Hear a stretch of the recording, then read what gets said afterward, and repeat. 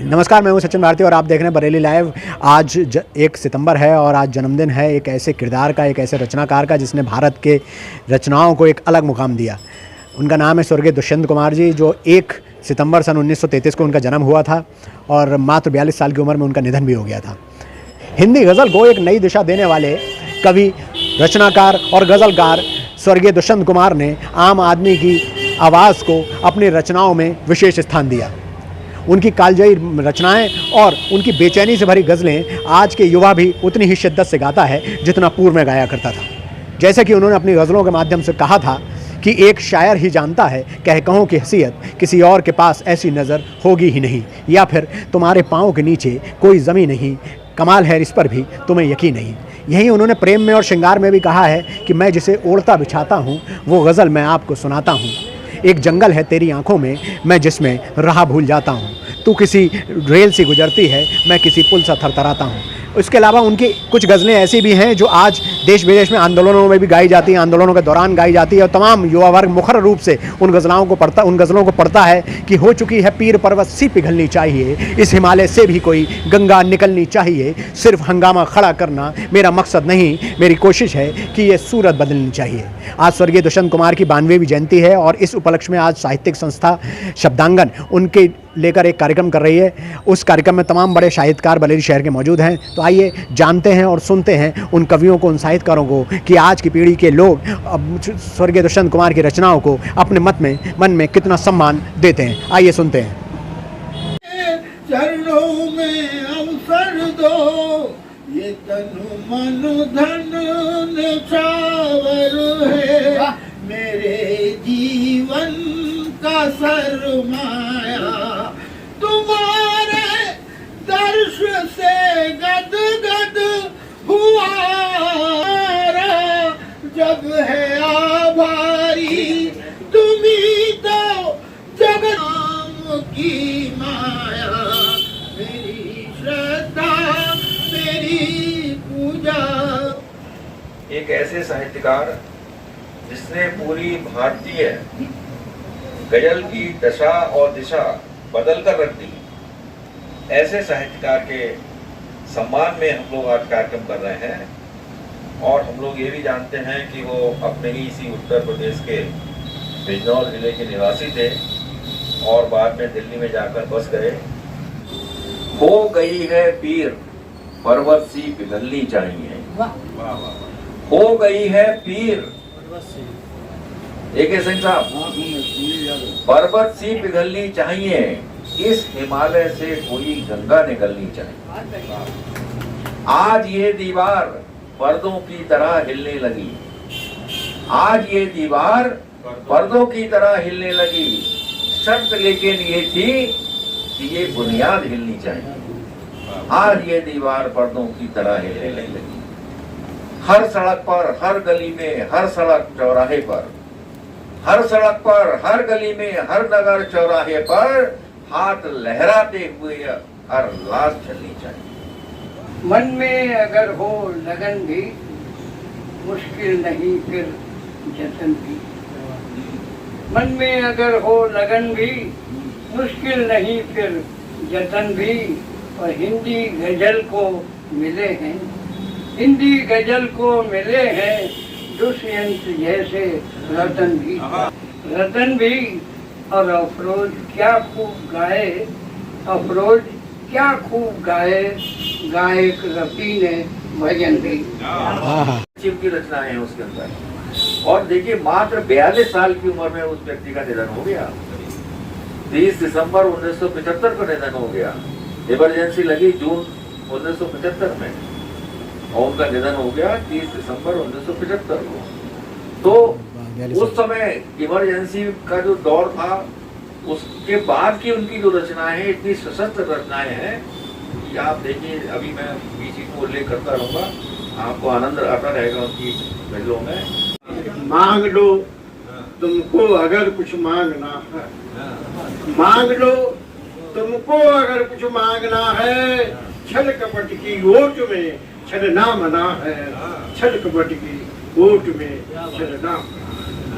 सोचती है आज भी हर एक गृहिणी, सोचती है आज भी हर एक गृहिणी आय व्यय के संतुलन को साधना है, आय व्यय के संतुलन को साधना है। मैं जिसे ओढ़ता बिछाता हूँ वो गजल आपको सुनाता हूँ। एक जंगल है तेरी आंखों में। एक जंगल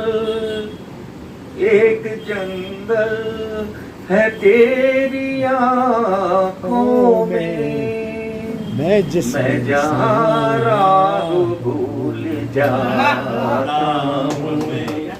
वह जीवन भी क्या जीवन है जिसमें आशा का नीर नहीं। वह जीवन ही क्या जीवन है जिसमें आशा का नीर नहीं। पथ पर आगे बढ़ना ही क्या अब जब उसका लक्ष्य के लिए अधीर ही नहीं। इस तालाब का पानी बदल दो, कैसे मंजर सामने आने लगे हैं, गाते गाते लोग चिल्लाने लगे हैं। अब तो इस तालाब का पानी बदल दो, ये कमल के फूल कुमलाने लगे हैं और होने लगी है जिस्म में जुम्बिश तो देखिए, इस सर पर कटे परिंद की कोशिश तो देखिए। गूंगे निकल पड़े हैं जुबां की तलाश में, सरकार के खिलाफ ये साजिश तो देखिए। भारत की ये कहानी, चारों दिशा में पानी, भूस्खलन से पर्वत ढहने में है रवानी। भूस्खलन से पर्वत ढहने में है रवानी, और बादल जो फट रहे हैं, नदियों में बढ़ता पानी, घर द्वार बह गए सब, आपद है आसमानी। बच्चे जो भी टिफिन में लाते, बच्चे जो भी टिफिन में लाते, मास्टर जी वो सब खा जाते। बच्चे जो भी टिफिन में लाते, मास्टर जी वो सब खा जाते। बच्चों को पढ़ता था सिखाना, घर पर जाकर नहीं बताना। बच्चों को पढ़ता था सिखाना, घर पर जाकर नहीं बताना। मास्टर नहीं तनिक शर्माया, मेरे बेटे का भी खाया। मास्टर नहीं तनिक शर्माया, मेरे बेटे का भी खाया। बोला जब तुम घर जाओगे, घर पर अपने क्या बताओगे। बेटा बोला झूठ बोलना मुझे बहुत आता है, कह दूंगा कि मेरा खाना कुत्ता खा जाता है। इतना रहो कि रिश्तों में प्यार रहे, दूर भी इतना ही रहो कि आने का इंतजार रहे। रखो उम्मीद रिश्तों के दरमियान इतनी की टूट जाए उम्मीद, मगर रिश्ते बेकरार रहे। मैं तुमसे बेहतर लिखता हूँ पर जज्बात तुम्हारे अच्छे हैं। मैं तुमसे बेहतर दिखता हूँ पर अदाएं तुम्हारी अच्छी हैं। मैं तुमसे खुश हरदम रहता हूँ पर मुस्कान तुम्हारी अच्छी है। मैं आपके उसूलों पर चलता हूँ पर जिद तुम्हारी अच्छी है। मैं तुमसे बहस करता हूँ पर दलीलें तुम्हारी अच्छी हैं। इतना भी कुछ कहता हूँ, कितना भी कुछ कहता हूँ, पर हर बात तुम्हारी अच्छी है। जय हिंद, जय भारत। देखिए, कई चाणक्य अपमानित हुए हैं, कई चाणक्य अपमानित हुए हैं। वो खोले फिर रहे हैं अपनी शिखाएं। वाह वाह वाह वाह। वो खोले फिर रहे हैं अपनी शिखाएं। और ये देखिए, उठाकर सर बेहस्ती फिर रही है, उठाकर सर बेहस्ती फिर रही है। नई कुछ पुरानी व्यर्थताएं, नई कुछ पुरानी व्यर्थताएं। दुष्यंत कुमार जी हिंदी विधा के पहले गजलकार हैं और मैं समझता हूँ कि ये बात लोगों तक पहुँचनी चाहिए, क्योंकि अधिकांश गजलें उर्दू में लिखी गई हैं और हिंदी का अभी इतना प्रचार प्रसार नहीं हुआ है। अब कोई चिंता न डर, अच्छा हुआ। अब कोई चिंता न डर, अच्छा हुआ। हो गया मैं दर बदर, अच्छा हुआ। वाह वाह वाह। अब कोई चिंता न डर, अच्छा हुआ। हो गया मैं दर बदर, अच्छा हुआ।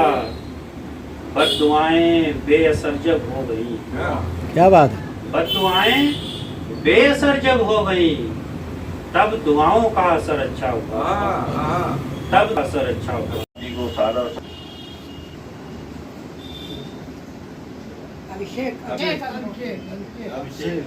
एक वो भी ले लो, पगड़ी, मोमेंटो, स्मृति चिन्ह, सादर सपने। और एक देखिए हमारी संस्था की ओर से प्रमाण पत्र है। आप ऊपर आ जाओ, खुद थोड़ा सा हम लोग बड़े-बड़े। हमारे साथ आदरणीय अभिषेक जी हैं, जिन्हें आज नवोदित शायर दुष्यंत सम्मान से अलंकृत हुए हैं। आइए इनसे जानते हैं कि इनको इस सम्मान के प्राप्त कैसा लग रहा है। अभिषेक जी, कैसा लग रहा है? पहले तो ये बताइए, सम्मान आज आपको शब्दांगन ने दिया है, साहित्यिक संस्था ने, कैसा प्रतीत हो रहा है, कैसा लग रहा है मन में? बहुत ही अच्छा लग रहा है। ये बहुत ही मेरे लिए बहुत ही हर्ष का विषय है और गर्व की भी अनुभूति है कि जिन शायर के कारण मैं गज़ल के बारे में मैंने जो भी कुछ जाना सीखा है, शुरुआती जो परिचय हुआ गज़ल से वो दुष्यंत जी से ही हुआ और उनकी जयंती पर आज मुझे सम्मानित किया गया। शब्दांगन संस्था का बहुत बहुत आभार व्यक्त करता हूँ। हमारे साथ है साहित्यिक संस्था शब्दांगन के अध्यक्ष आदरणीय इंद्रदेव त्रिवेदी जी। आइए इनसे जानते हैं कि ये कार्यक्रम उन्होंने क्यों कराया और दुष्यंत जी को लेकर उनके मन में कितना सम्मान और प्रेम है। सबसे पहले तो मैं जानना चाहूँगा सर, आज जो कार्यक्रम कराया है आपने, वो किस लिए कराया था? देखिए, आज हम लोगों ने साहित्यिक संस्था शब्दांगन से सुप्रसिद्ध साहित्यकार दुष्यंत कुमार की पुण्यतिथि पर, जन्मतिथि पर, उनका 92वां जन्मदिन है, उस उपलक्ष्य में कार्यक्रम कराया। मात्र 42 साल की उम्र में दुष्यंत कुमार जी का निधन हो गया था। 1933 से 1975 तक का उनका कार्यकाल रहा, लेकिन उन्होंने इसी समय में इतनी अच्छी साहित्यिक रचनाएं दी समाज को, जिसमें सबसे ज़्यादा प्रसिद्ध उनका गज़लों का संग्रह साय में धूप रहा, सूर्य का स्वागत, एक कंठ बिस्पाई, अनेक रचनाएं उनकी हैं। और जो उर्दू गज़ल के क्षेत्र में जिसने अपना नाम स्थापित किया, वो पहला हिंदी गज़लकार, उनको हिंदी गज़ल सम्राट की उपाधि दी जाती है। तो उनकी उन बातों से प्रेरणा लेकर हमको भी लगा कि हम लोगों को भी और लोगों को अवगत कराना चाहिए कि उनकी साहित्यिक प्रतिभा है क्या। इन्हीं सब लोगों को लेकर हम लोगों ने करीब 1997 से बराबर ये कार्यक्रम आयोजित कर रहे हैं साहित्यिक संस्था शब्दांगन से, जिसको कि आज हम लोगों ने उनकी पुण्यतिथि पर, उनकी जन्मतिथि पर हम लोग किसी एक साहित्यकार को सम्मानित करते हैं। इसी क्रम में आज उनके जन्मदिन पर हम लोगों ने अभिषेक अग्निहोत्री जी को सम्मानित किया और नवोदित शायर दुष्यंत सम्मान से उनको सम्मानित किया है। तो हम लोग जो प्रसिद्ध वाले हैं उनको उनकी पुण्यतिथि पर लेते हैं और जो नवोदित होते हैं वो उनकी जन्मतिथि पर लेते हैं।